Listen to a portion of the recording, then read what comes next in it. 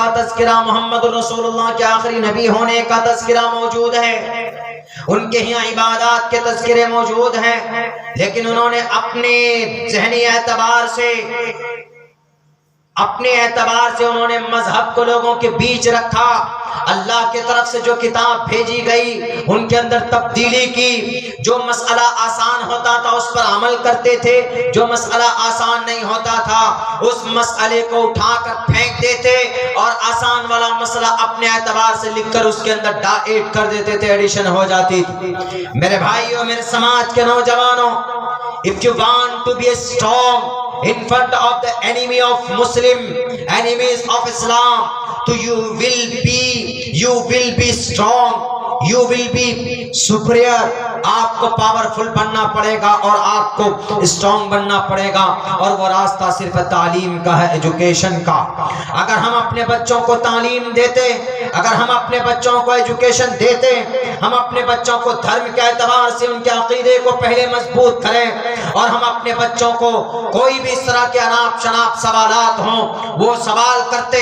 जैसे भी सवाल किया, मलऊन आदमी, पता उसने किताब लिखी मोहम्मद रसूलुल्लाह, मोहम्मद अल्लाह के पैगंबर और मोहम्मद रसूलुल्लाह की जीवनी, ये दो नाम उसने अपने किताब का नाम पे, अपने किताब के नाम मोहम्मद के नाम को 2 मरतबा डाला है उसने, और ये कहा पहले मरतबा, पहले चैप्टर, बल्कि 1, 2, 3 चैप्टर में तो अपनी तारीफ की है उस मलऊन ने, अपनी तारीफ की।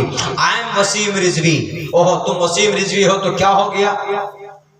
तुम वसीम रिजवी हो तो क्या हो गया? तुम एक इंसान हो और उस इंसान में मलऊन इंसान हो। तुम इसलिए मलऊन हो कि तुम्हारा अकीदा कुरान के ऊपर नहीं। बहुत से लोग उसको मुस्लिम समझते, नहीं, he is not a Muslim, he is a Rafizi, शिया, कुरान को पूरा नहीं मानता है वो, अबू बकर सिद्दीक को नहीं मानता है वो, अम्मा आयशा के ऊपर तुहमत लगाते हैं वो, और ये कहते हैं कि जिब्राइल अमीन आए जो वही लेकर आ रहे थे इक़रा बिस्मी, तो वो जिब्राइल मोहम्मद के पास आकर अटक गए, वरना ये वही तो हजरत अली के पास जा रही थी। वो गलती से मोहम्मद रसूलुल्लाह को डिलीवर हो गया। वो अमेजोन और फ्लिपकार्ट का कोरियर बॉय समझ के रखा था शायद, कि जैसे अमेजोन में एक सामान प्रोडक्ट मंगाया जाता है यहाँ पर कि भैया आपको विधान नगर में डिलीवर करना है, तो वो डिलीवर वहां हो जाता है कहीं, कभी कभी कलकत्ता में एड्रेस गलत होने की वजह से। तो ये अमेजोन और फ्लिपकार्ट वाला वो कोरियर बॉय नहीं है रिजवी साहब, ये जिब्राइल अमीन है, जिनकी ताकत की कसम अल्लाह कुरान में खाता है, ज़ी कुव्वतिन इंद ज़िल अर्श मकीन, जिसने अपने बाजुओं से कौमे लूत को उठाकर 7वां आसमान पर ले जाकर पटक दिया था, ये वो जिब्राइल अमीन है।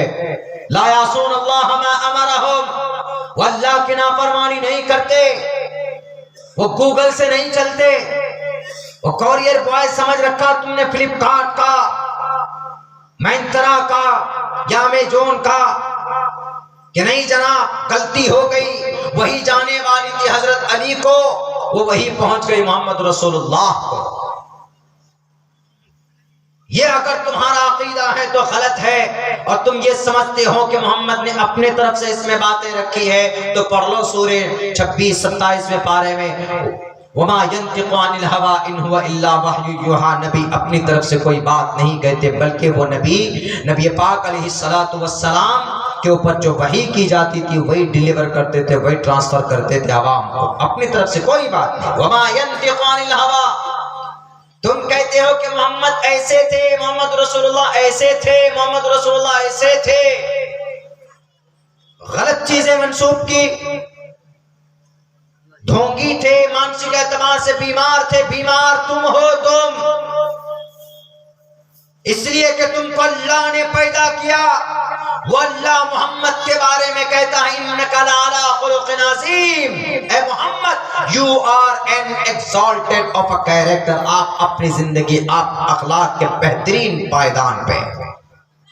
अल्लाह कहता है, हमें तुम्हारी बातों की कोई वो नहीं, अल्लाह का फरमान है मोहम्मद के बारे में, तुम्हारे कहने से कुछ नहीं होगा। हमें पता है कि चेयरमैन साहब बने थे आप, और आपके ऊपर सीबीआई की, उस पर आपके ऊपर एफआईआर हुआ, और आपने सोचा कि हमारे जो खुदा लोग हैं वो तो नाराज हो रहे हैं। अपने दादाओं को और अपने खुदाओं को खुश करने के लिए उन्होंने बस मुसलमानों और हिंदुओं के बीच में लड़ाई दंगा शुरू कर दिया कि अगर हम मोहम्मद के बारे में बोलेंगे, मोहम्मद रसूलुल्लाह सल्लल्लाहु अलैहि वसल्लम के बारे में बोलेंगे तो मुसलमान तलवार लेकर मैदान में आएंगे, दूसरी जंग होगी, दंगा होगा, पूरे उत्तर प्रदेश में फसाद होगा और फिर हिंदू एक तरफ हो जाएंगे, मुसलमान एक तरफ हो जाएंगे। मुसलमान थोड़े हैं, एक तरफ हुए तो हुए, कोई फर्क नहीं पड़ता, लेकिन हिंदू वन साइडेड होंगे तो दोबारा लाल बुझक्कर जी ये जाकर कुर्सी में बैठ जाएंगे। ये नीति थी। लेकिन सलाम करते हैं उत्तर प्रदेश ने पूरे भारत के मुसलमानों को और हिंदुओं को, जिन्होंने सब्र, अमन और शांति का माहौल बनाए रखा। गए थे ना अदालत में 26 आयतों को लेकर के, क्या कहा सुप्रीम कोर्ट ने? क्या कहा कि तुम्हारा मानसिक एतबार से तो तुम बीमार हो वसीम रिजवी, तुमको कुछ नहीं मिला, 26 आयत लेकर आ गए। 26 आयत क्या कि जिसमें यह है या अय्युहन नबिय्यु हर्रिज़िल मुमिनीना अलल क़िताल, कि देखिए अल्लाह कह रहा है नबी को, ए मुसलमानों उठो, मुकाबला करो, लड़ाई करो। और देखिए कुरान में आयत है वअइद्दू लहुम मस्ततातुम मिन क़ुव्वा, देखिए कुरान में अल्लाह कह रहे हैं कि तैयार हो जाओ घोड़े लेकर, तीर तलवार लेकर जंग के लिए। और कुरान में है फ़क़्तुलुल मुशरिकीन, मारो काटो। और कुरान में है देखो कि मुशरिकों को, काफिरों को दोस्त मत बनाओ। तो ये कुरान अल्लाह का पैगाम नहीं हो सकता। इसलिए आई वांट रिक्वेस्ट,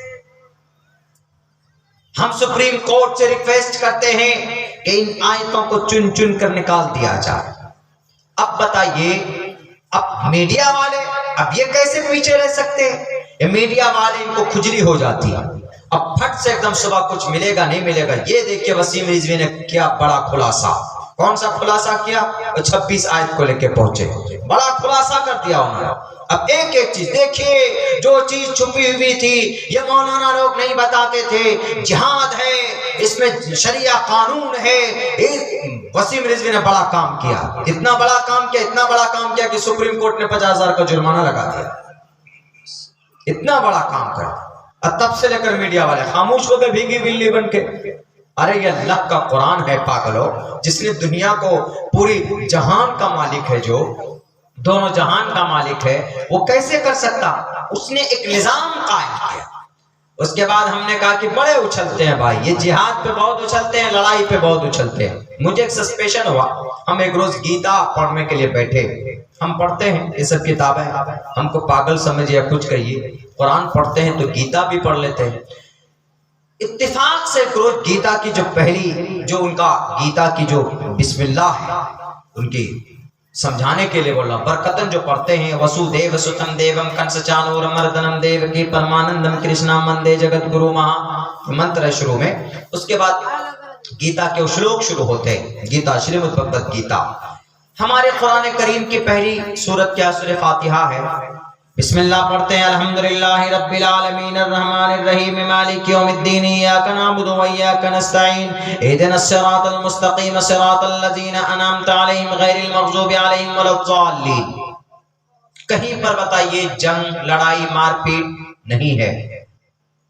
आदि सूरत में 2-3 आयत में अल्लाह की तारीफ है, फिर अल्लाह से मदद है, फिर अल्लाह की इबादत है।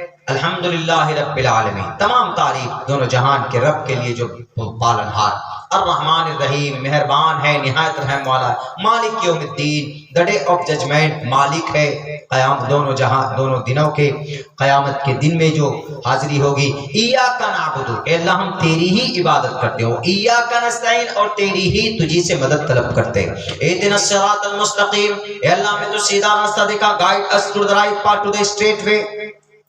सिरातल लज़ीना अनअमता अलैहिम गैरिल मग़ज़ूबि अलैहिम वलद्दाल्लीन, उन लोगों के रास्ते पर चला जिन पर आपकी नेमतों की बारिशें हुई, जो अच्छे लोग थे। बाकी उन लोगों के रास्तों से बचा अल्लाह जिन पर तेरा गैर व गज़ब नाजिल हुआ और जो गुमराह हुए। दुआ है, प्रेयर है। कहीं पर लड़ाई की बात नहीं, कहीं पर जंग की बात नहीं। अगर होती कहीं पर तो सबसे पहले ये उछल उछल करके, ये मैडम लोग जो एंकर बनी बड़ी, 55 किलो के, एकदम उछल जाते इतने लंबे। और देखिए सूरह फातिहा में जिहाद की बातें कही गई, ये देखिए सूरह फातिहा में कत्ल की बातें कही गई। पहली सूरत कुरान का, पहली आयत कुरान का क्या मैसेज देना चाहते हैं कुरान वाले कि लड़ो मारो काटो।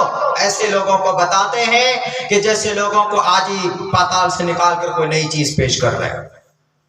लेकिन अल्लाह का फजल है कि ऐसी कोई बात सूरह फातिहा में है नहीं, श्रीमद् भगवत गीता में है। गीता एक रोज पढ़ रहे थे, पढ़ते पढ़ते हमने गौर किया, सबसे पहले अध्याय की पहले मंत्र यानी पहली सूरत की पहली आयत श्रीमद् भगवत गीता, धर्म क्षेत्रे कुरुक्षेत्रे संवेतायुत्सवः मामका पांडवाश्च किम कुर्वत संजय। संजय ये मीडिया वाले, संजय इसमें जो है मीडिया वाले को कहा गया।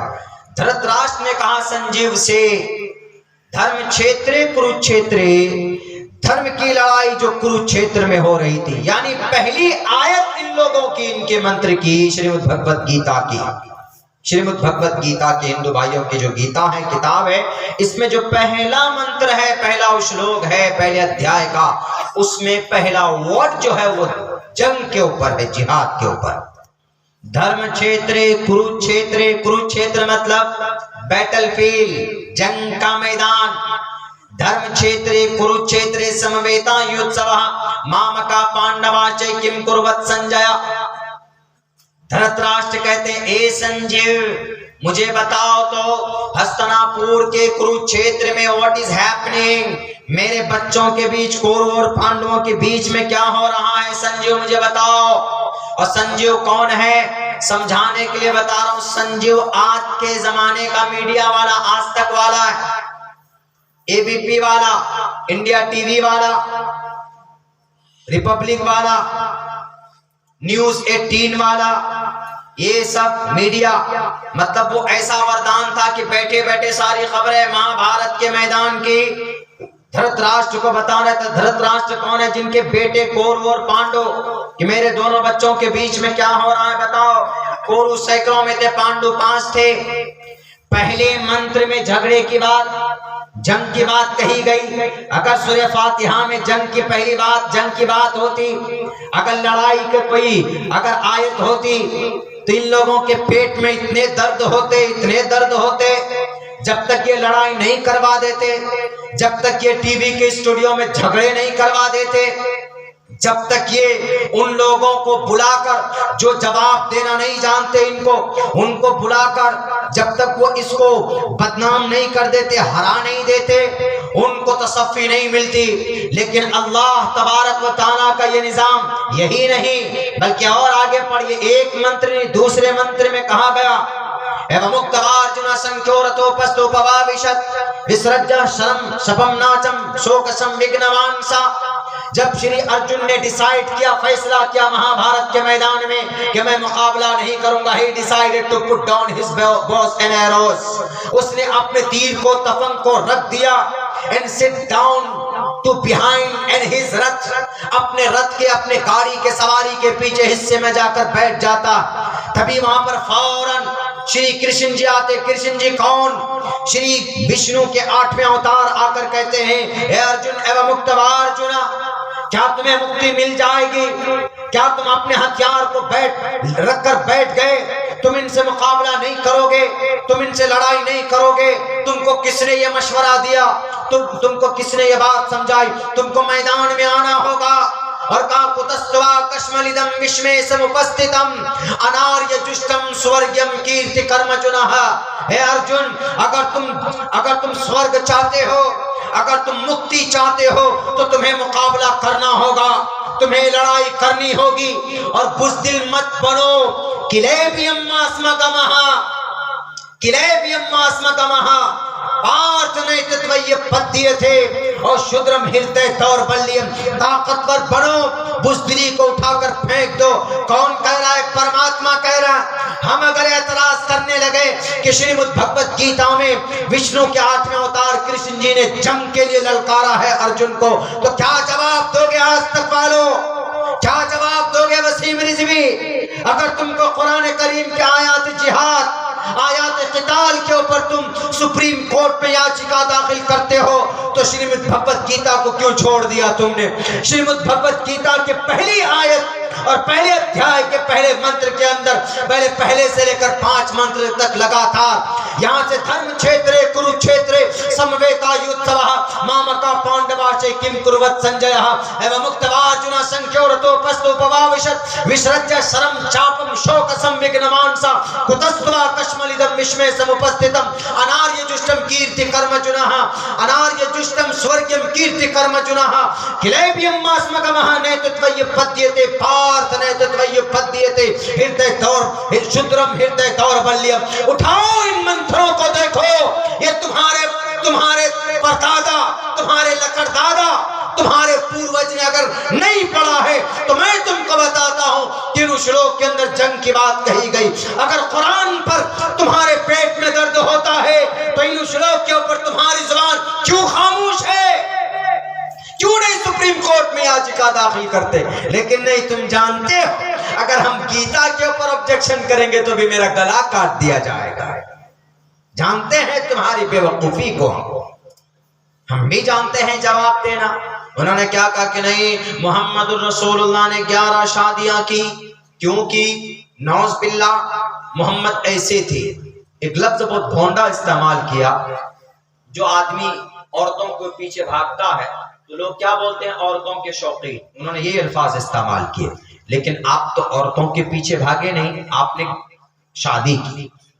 आपने शादी की, मोहम्मद रसूलुल्लाह ने 10-11 औरतों से आपने शादी की, आपके निकाह में नहीं। औरतों के शौकीन कौन होते हैं? जवानी की उम्र में जो होते हैं, जो वो नाजायज संबंध होते हैं, उसके नाजायज रिश्ते होते हैं, उसको औरतों के शौकीन बोलते हैं। आपने तो बाज़ाब्ता सम्मानित तौर पर निकाह करके उनको सहारा दिया आपने। अगर औरत के शौकीन होते तो कुंवारी लड़कियों से आप शादी करते, लेकिन नहीं। मोहम्मद रसूलुल्लाह सल्लल्लाहु अलैहि वसल्लम ने आपका पहला निकाह 25 साल की उम्र में, 54 साल तक आपने कोई दूसरा निकाह नहीं किया।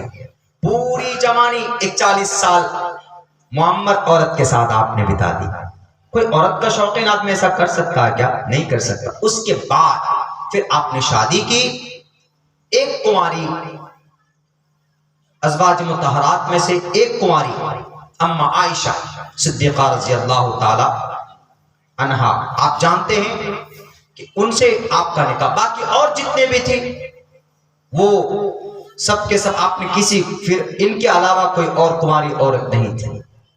ये आपने क्यों की 11 शादी? बहुत सारे लोगों ने बहुत सारे वजूहात बताए, लेकिन समझने की बात है कि बहुत खूबसूरत बातें कही गई कि आपने कमजोर तबके की औरत से भी आपने निकाह किया, मालदार औरत से भी आपने निकाह किया, अम्मा खदीजा से, कुंवारी से भी आपने निकाह किया, गर्म मिजाज औरत से भी आपने निकाह किया, और आपने मालदार बहुत ज्यादा हाई फाई खानदान कबीले कुरैश के उम्मे सलमा रजी अल्लाह ताला अन्हा, इन औरतों से, ताकि हर तरह की जो रिश्ता हो, अगर किसी का निकाह 40 साल की औरत से हो जाए तो कैसे जिंदगी बिताएगा वो दुनिया में? तो वो मोहम्मद रसूलुल्लाह का निकाह अम्मा खदीजा के साथ देख ले, क्योंकि अम्मा खदीजा का निकाह वो 40 साल की उम्र में और वो थी, और मोहम्मद रसूलुल्लाह 24-25 साल की उम्र में थे।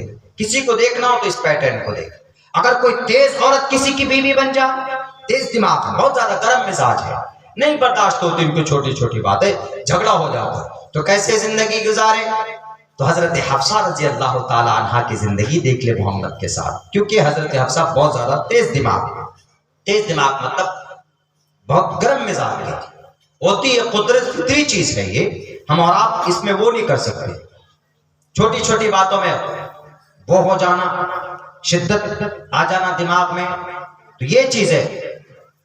आप अलैहिस्सलाम ने अपने से कम उम्र अम्मा आयशा सिद्दीक़ा से आपने निकाह किया। अगर कोई आदमी है 40 साल की उसकी उम्र है, अगर किसी 10 साल 9 साल 15 साल 12 साल 20 साल की औरत से अगर उसका निकाह हो जाए तो कैसे जिंदगी गुजारेगा? अम्मा आयशा के साथ अपनी जिंदगी देख ले, अम्मा आयशा के साथ जिंदगी देख ली, ये मकसद था। लेकिन इन्होंने कहा क्या है, मोहम्मद रसूलुल्लाह तो ऐसे थे, मोहम्मद तो ऐसे थे। तो बताओ जी गुरु जी, मोहम्मद ने 11 शादी की तो आपके कान खड़े हो गए। हमारे भारत के अंदर में बहुत बड़े राजा भूपिंदर सिंह गुजरे, पटियाला के। राजा भूपिंदर सिंह की बीवी कितनी थी रिजवी साहब? राजा भूपिंदर सिंह की बीवी 305 बीवी थी, 305। अब बीवी सिर्फ 5 उनमें से बनी थी, बाकी 300 दासी थी, दासी, जिन्हें आज की जबान में खेल बोलते।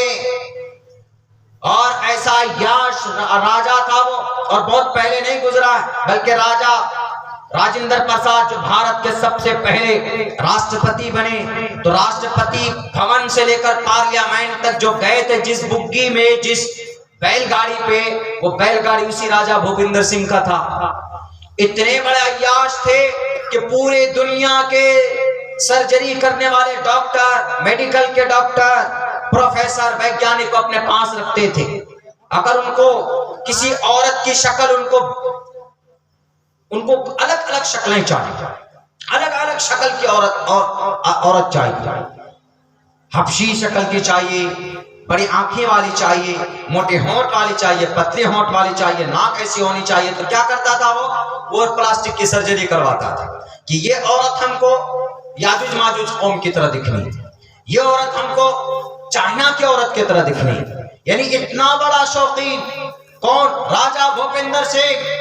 अगर मैं झूठ बोलता हूं तो दीवाने दास जर्मनी उठाओ, इस किताब का नाम मैं बोल रहा हूं, कोई किस्सा कहानी नहीं बता रहा हूं। राजा भूपिंदर सिंह की तारीख, हिस्ट्री दीवाने दास जर्मनी में लिखी हुई, 305 बीवी। और पूरी दुनिया के सर्जरीज करने वाले, सर्जरी, प्लास्टिक सर्जरीज को, डॉक्टर्स को बुलाया हुआ था अपने पास में। अपने मन की औरत चाहिए था उसको। क्यों नहीं लिखे उनके ऊपर? क्यों नहीं कहा उसको तो नहीं कहोगे, क्योंकि अगर बोलोगे तो सिख भाई तुमको जिंदा गाड़ देंगे जमीन में। वो तो छोड़ो, अभी कुछ दिनों पहले मिजोरम के अंदर, म्यांमार के करीब मिजोरम, 94 बीवी का एक मुखिया मरा। जिस वक्त मरा था उसकी मौत हुई थी, उसकी बीवी उस वक्त में 94 बीवी, 94 बीवी थी। अभी बहुत पहले की बात नहीं, 1-2 साल पहले की बात। बेटे उसके 64, बेटी उसकी 40, एक कम 40 बेटी। और अपने बच्चों को पढ़ाने के लिए वो अपने घर में स्कूल बनाया हुआ था। अभी मरा हुआ, 94 बीवी थी। उसको क्यों नहीं बोले औरत के शौकीन? उसको छोड़िए, हमारे श्री रामचंद्र जी के अब्बा श्री राजा दशरथ जी, वो भी 3 शादी किए, तो उनको क्यों नहीं बोले जी आप औरतों के शौकीन? वो छोड़िए, उनसे और थोड़ा सा और करीब आ जाए। श्री राम श्री कृष्ण जी 1600 यानी 1623 बीवी उनकी थी, उनको क्यों नहीं बोले आप? उनको भी बोलो, उनको भी छोड़ो जी। एक एग्जाम्पल ऐसा देता हूं, आपको खुद ताज्जुब होगा। वो एग्जाम्पल ये है भागवत पुराण का। भागवत पुराण में एक राजा का नाम आया है, उस राजा का नाम है राजा चित्रकेतु। भागवत पुराण ऐसी वैसी किताब नहीं है, दीवाने दास जर्मनी, ये तो बात की लिखी हुई किताब है। लेकिन पुराण, वेदों के बाद पुराण की बारी आती, उस पुराण में लिखा है क्या? राजा चित्रकेतु के 1 करोड़ बीवी थी।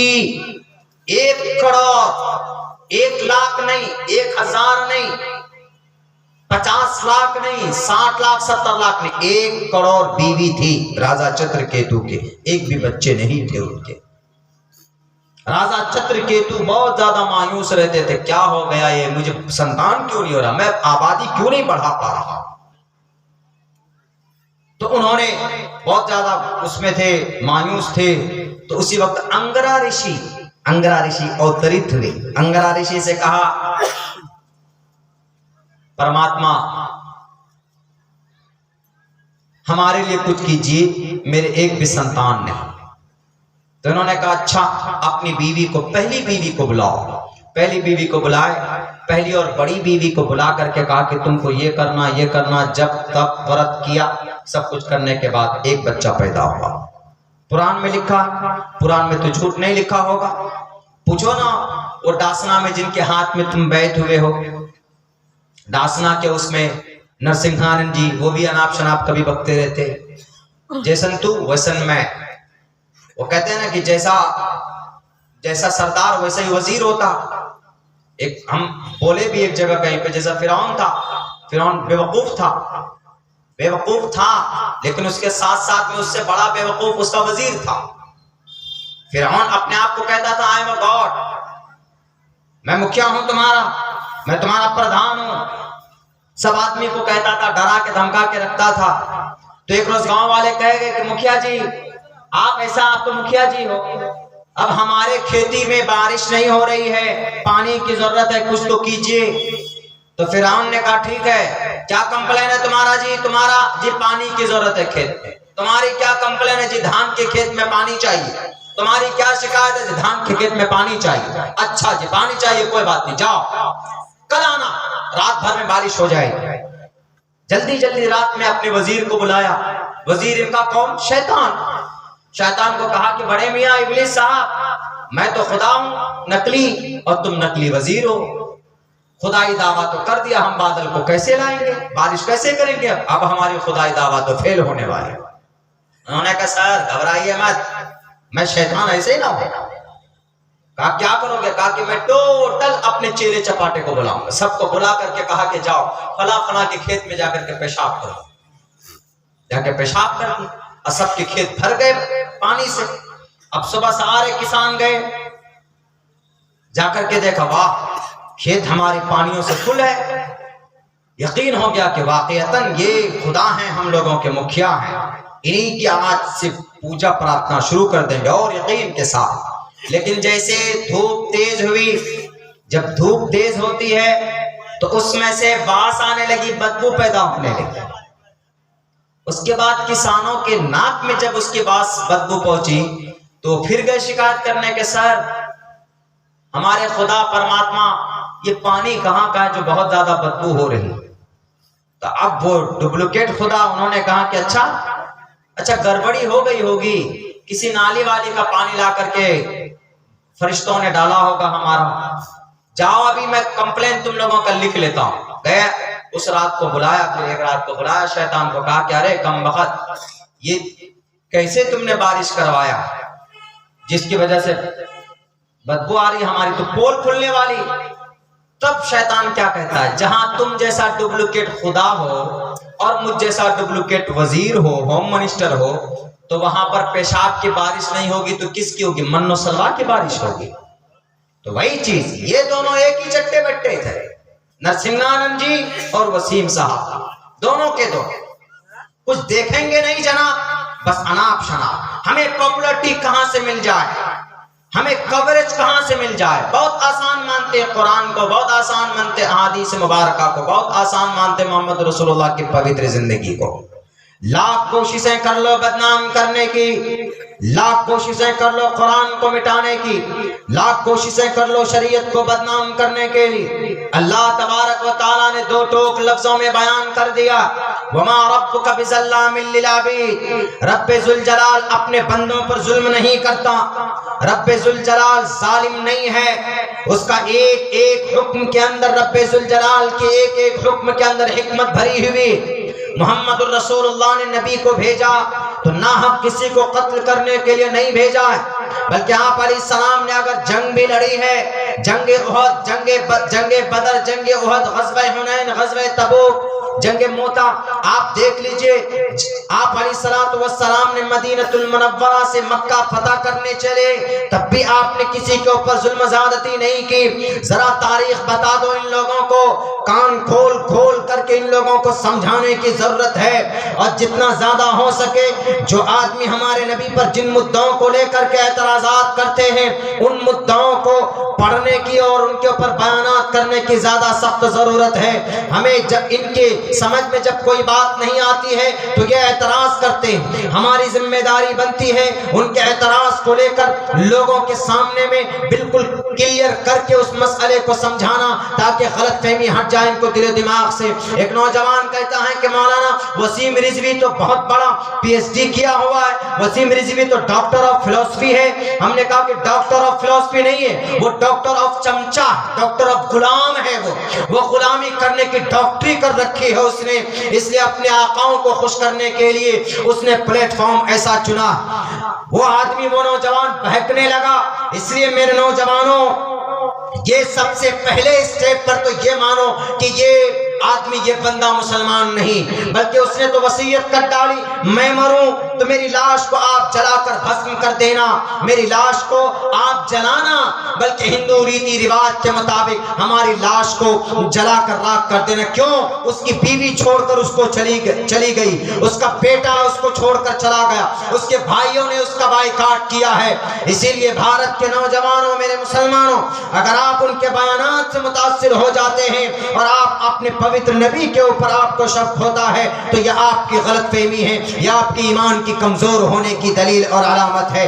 अल्लाह ने जब कुरान नाजिल कर दिया, अल्लाह ने कह दिया अल-यौम अकमलतु लकुम दीनकुम व अतममतु अलैकुम निअमती व रज़ीतु लकुमुल इस्लाम दीना। ये दीन ताम है, ये दीन मुकम्मल है, इसके अहकामात में कोई कमी नहीं। मोहम्मद आखिरी नबी है, अना खातिमुन नबिय्यीन ला नबिय्य बादी, मैं आखिरी नबी हूँ, मेरे नबी के बाद, मेरे बाद कोई नबी नहीं आने वाला। I am the last prophet, there will be no prophet after me. इन बुखारी शरीफ के अंदर ये बात कही गई। और नीचे कुरान करीम में मा काना मुहम्मदुन अबा अहदिन मिन रिजालिकुम वलाकिन रसूलुल्लाह व खातमन नबिय्यीन, मोहम्मद आखिरी नबी है, सिलसिले नबुव्वत को खत्म करने वाले हैं। अब कोई इस दुनिया के अंदर कोई नई शरीयत लेकर नहीं आ सकता। कुरान में जो फरमान है वो फरमान पर अमल करो। अगर जिंदगी तुम्हारी सुधर न जाए तो आप मुझे कब्र से उठाकर कहना कि मौलाना अब्दुल्ला मेरी जिंदगी कुरान और शरीयत के मुताबिक मैं गुजार रहा हूँ, तब भी मैं परेशान हूँ, तब भी मैं दिक्कत और परेशानी के अंदर हूँ। मैं मानता हूँ वक्ती तौर पर आप परेशान हो सकते, लेकिन इंशाअल्लाह इस दुनिया में आप इज्जतदार के हकदार हैं, इज्जत के हकदार हैं, और मरने के बाद आपकी कामयाबी कदम चूमेगी। मन अता अल्लाह व रसूला फक़द फाज़, जो आदमी अल्लाह और उसके रसूल की इत्तिबा करे, कुरान को हदीस को मानेगा, फक़द फाज़, यकीनन वो इंसान कामयाब हो गया। फक़द अरबी वर्ड है, माजी में जब इस्तेमाल होता है, पास्ट में जब इस्तेमाल होता है तो यकीन का माना देता है। यकीनन आप कामयाब हो गए, यानी आप अल्लाह को और उसके रसूल को मानोगे तो यकीनन आप जैसे कामयाब इंसान हो जाता है। तो आपने अगर मोहम्मद को और अल्लाह को उनके मुताबिक आपने जिंदगी गुजारी तो यकीनन आप इस दुनिया के अंदर कामयाब है। ये मैंने कहता हूँ, अपने घर की लिखी हुई रिवायात नहीं, बुखारी की रिवायात है, कुरान करीम के आयात आपके सामने पेश किया जाता। अपने बच्चों को इतना पढ़ाओ, अपने बच्चों को इतना तालीम दो ताकि आपके इस्लाम पर, आपके शरीयत पर, आपके अकीदे के ऊपर कोई डाका डाले तो आपका बच्चा बवांगे दो टोक लफ्जों में वसीम रिजवी जैसा मलून को मुंह तोड़ जवाब दे। आओ, किस फील्ड में आकर बहस करना चाहते हो, किस मैदान में आकर मुकाबला करना चाहते हो? 11 शादी की वजह से तुमने बदनाम किया तो एक और शादी करने वाले को क्या कहोगे? ये दलील है भागवत पुराण का। और 100, 300, 305 बीवी वाले राजा भूपेंद्र सिंह को क्या कहोगे? दलील है दीवाने दास जर्मनी। हमने पढ़ा है तो हम दलील दे सकते हैं। सुप्रीम कोर्ट की जरूरत पड़ेगी तो वहां पर भी जाकर दलील पेश करेंगे कि नबी ने अगर 11 शादी की तो इससे पहले भी लोगों ने शादियां की है। खुद भारत के अंदर 1955 से पहले अनलिमिटेड शादी कर सकता था आदमी। हमारे भारत 1955 में जब हिंदू मैरिज एक्ट बना, उससे पहले कई शादियां कर सकता था भारत का, हिंदू हो कि मुसलमान हो, कोई भी हो। इस्लाम में तो 4 की परमिशन है। अगर आप सबके साथ जरूरत है, सबके साथ मेलजुल करके आप अगर रहना चाहते, आप आगे बढ़ना चाहते, 4 की परमिशन। लेकिन हिंदू मैरिज एक्ट 1955 से पहले जो कानून भारत का संविधान बना था, उसमें अगर कोई हिंदुस्तानी 100 बीवी रखना चाहे, शादी करना चाहे तो कर सकता था, कानूनन जुर्म नहीं था। हमारे भारत के संविधान में खुद लिखा था। मेरे भाई, ये वक्त बहुत हो चुका है। इन द एंड आखिर के अंदर मैं आपको यही एक पैगाम दूंगा, अपने बच्चों को तालीम दें। जरूरी है, हम अगर अपने बच्चों को तालीम देंगे तो मदरसा भी आबाद होगा और हमारी आने वाली जो नस्ल होंगी वो गूंगी नहीं होगी। बच्चा पढ़ा लिखा होगा तो कुछ बोलेगा। बच्चा अगर जाहिल होगा, अगर सिर्फ मोबाइलों के अंदर अपनी जिंदगी टाइम पास करेगा तो फिर वो बच्चा गूंगा होगा। सिर्फ कान तो होंगे उसके गाना सुनने के लिए, लेकिन बच्चा बोल नहीं पाएगा, हमारा और आपका बच्चा। इसीलिए इधर से गुजारिश भी है कि इदारा चलाने के लिए जिब्राइल अमीन तो नहीं आएंगे, बल्कि आपके ताउन से इदारा चलेगा। हमारे और आपके ताउन से इदारा चलेगा। आखिर के अंदर मैं यही कहूँगा आप सभी लोगों से कि आखिर में कुछ ना कुछ ताउन देकर चले। हाँ, एक बात ये रह गई कि यहूदी कौम आगे कैसे बढ़ी। यहूदी कौम आगे बढ़ी उसकी माँ की तरबियत से, उसके बाप की तरबियत से। यहूदी माँ के पेट में जैसे ही बच्चा गया उसी वक्त से उन्होंने अपने उस बच्चे की दिमागी एतबार से मेहनत करनी शुरू कर दी। और वेदों में भी लिखा है, पुराणों में, मात्रमान चित्रमान चार्यवान पुरुषो वैदः। एक पुरुष को ज्ञानी बनाने के लिए माँ का बड़ा रोल होता है। माँ बच्चा जैसे कोख में गया उसकी तरबियत शुरू कर दी, यानी अच्छा खाना खाना और अच्छे काम करना, किताबों का मुताला करना, अपने शास्त्रों को पढ़ना। हमारे माँ के पेट में अगर बच्चा हो वो कुरान की तिलावत पढ़े, बावजू रहें और तस्बीहात पढ़ते रहें, तो मेरे ख्याल से उस बच्चे के ज़हन और दिमाग के अंदर स्ट्रॉन्गली वो बच्चा और दूसरे बच्चों के बिलमुकाबिल में ज़्यादा स्ट्रॉन्ग होगा। तो माँ का बड़ा हाथ होता। इसलिए माँओं से मैं यही कहूँगा कि आप अपने बच्चे को वली और गाजी बनाना चाहते हैं, जब से आपके हमल में वो बच्चा ठहरता है तब से आप उस बच्चे की नश्व-नुमा में आप उसका ध्यान रखिए। ऐसा नहीं कि हाँ भाई आप हैं, आप उम्मीद से हैं, 2 4 5 महीने का वक्त गुजर चुका है, आपको दिक्कत होती है तो आप बैठ जाते हैं घर में और कान में ईयरफोन लगा करके सास बहू का सीरियल देखते हैं, या क्राइम पेट्रोल देखते हैं, या पालवीर देखने लग जाते हैं। तो अगर ऐसा देखेंगे आपके कान में जो आवाज जाएगी मुमकिन है कि उसका असर आपके बच्चे पर पड़े। तो आपके कोख से फिर अल्लाह का वली पैदा नहीं होगा, आपके कोख से वसीम रिजवी जैसा मलून पैदा होगा, आपके कोख से शैतान के पुजारी पैदा होगा। इसीलिए आप घर में दीनी माहौल पैदा करने के लिए आप एक प्लेटफॉर्म है, आप वहां से अपने बच्चों को सही आप तरबियत दे सकते हैं। बच्चा जब पैदा होता है तो पैदा होने के बाद उसकी देखभाल, उसकी सेहत के ऊपर ध्यान रखना, बच्चा जब थोड़ा बड़ा हो जाए तो उसकी परवरिश करना माँ बाप की जिम्मेदारी बन जाती है। ये चीज हम करेंगे तो इंशाअल्लाह जैसे यहूदी कौम आगे बढ़ी है आज, वरना ऐसी कौम थी जो 6-6 साल तक गुलाम की जिंदगी गुजारी। 6-6 लाख यहूदियों को हिटलर ने गैस के चेंबर में डालकर मार दिया था, लेकिन जब उन्होंने संकल्प लिया कि हमें कुछ करना है, आज दुनिया की दूसरी बड़ी सुपर पावर ताकत हुई है तो यहूदी बच्चा पढ़ता है नौकरी करने के लिए नहीं, बल्कि नौकरी पैदा करने के लिए वो बच्चा पढ़ता। उनका हर बच्चा शार्प माइंडेड होता। तो हम भी कम से कम ये सोचे तालीम के मैदान में हम अपने बच्चों को आगे बढ़ाएंगे। तो आइए इस मदरसे के लिए आखिर के अंदर में आप लोगों से जहां तक हो सके कुछ ताउन कर दीजिए, कुछ पेश कर दीजिए। आप लोगों ने तो वैसे मदद की करते रहते हैं, लेकिन आखिर में हम यही गुजारिश करते हैं कि आप लोग कुछ ना कुछ ताउन करते जाए इस मदरसे में। आइए भाई, आप अगर कुछ ताउन पेश करेंगे तो मदरसा में जो बच्चा पढ़ेगा आपके लिए सब जारिया आप दे देंगे। किसी बच्चे के ऊपर खर्च होगा, वो हाफिज़ कुरान बनेगा, क़यामत तक उसका सवाब आपको मिलता रहेगा। इज़ा मातल इंसान इनक़ता अमलुहु इल्ला मिन सलासा इल्ला मिन सदक़तिन जारियतिन व इल्मिन युंतफ़अु बिही औ वलदिन सालिहिन यद'ू लहू व इल्मिन युंतफ़अु बिही। कोई मदरसा आपने बना दिया, उससे इल्म हासिल करते हैं लोग, हाफिज़ कुरान बनता है। इस मदरसे में जिन जिन की ईंट लगी है, जिन जिन के पैसों की, तब तक सवाब उनको मिलता रहेगा जब तक ये मदरसे की ईंट बाकी रही। कितना अच्छा सौदा। आइए, या किसी को भेज दीजिए वहां पर कुछ तौलिया वगैरह लेकर के भेज दीजिए वहीं पर, चूंकि जाड़े का मौसम है। देते रहे, माशाअल्लाह, बहुत अच्छा, माशाअल्लाह। आइए, हमारे हाथ में अगर दे के जाएंगे तो हमसे मुसाफा भी हो जाएगा। बहुत बहुत शुक्रिया आपका, बहुत बहुत शुक्रिया नौजवानों। आइए, आ जाइए, कुछ ना कुछ ताउन दे करके जाएं भाई, मदरसे के लिए मांगा जाए।